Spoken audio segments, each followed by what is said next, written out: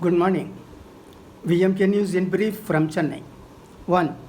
According to Deccan Chronicle, activist lawyer Prashant Bhushan told the Supreme Court on Thursday that he did not tweet in absent-mindedness and it would be insincere and contemptuous on his part to offer an apology for the tweets that expressed what was and continues to be his bona fide belief.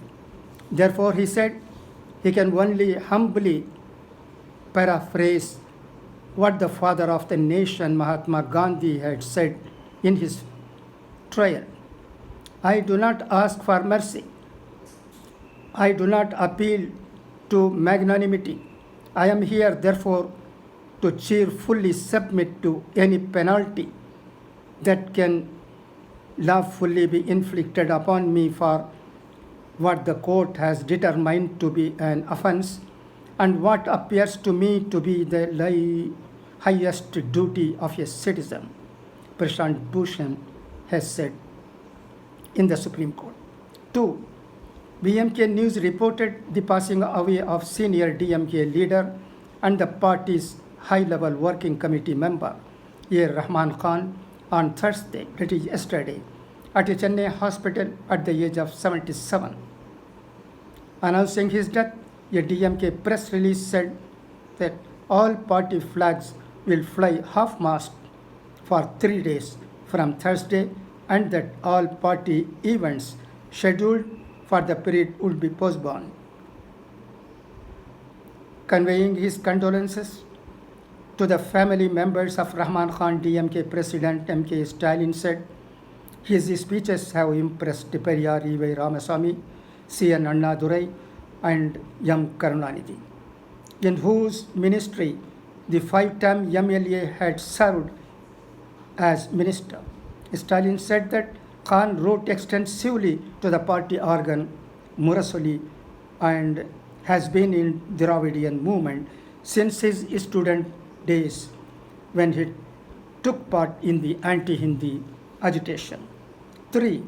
China and USA agreed to hold trade talks. 4. US jobless claims jump back above 1 million as COVID-19 pulls down economy. 5. RBI releases strategy for financial education, aims to create empowered India. 6. IOB posts profit for 2 quarters in a row. 7. India's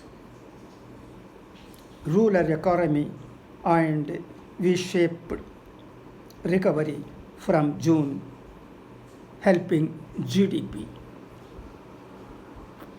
And in Chennai, in many hospitals, we find that there are many doctors are not available. Only a few doctors are there. And a difficult period is going on. In many big hospitals, it has become difficult for outpatients to get treatment from doctors. But I don't think it is the fault of doctors. The situation is like that. All are helpless.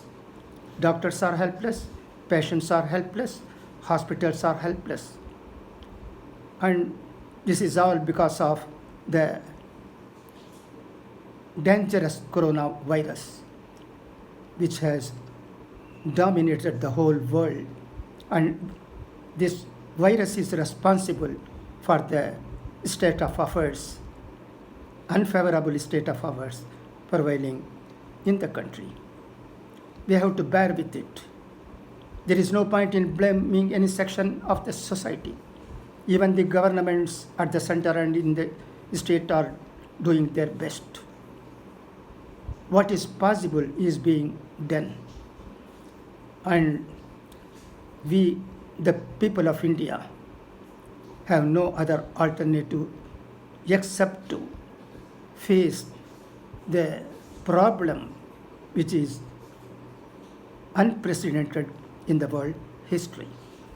Let God save all from this dangerous disease and make the world safe as soon as possible, driving the virus out of the world. We can expect this from God, who is powerful. All other people, whoever they are and wherever they are simply helpless and can do only a little.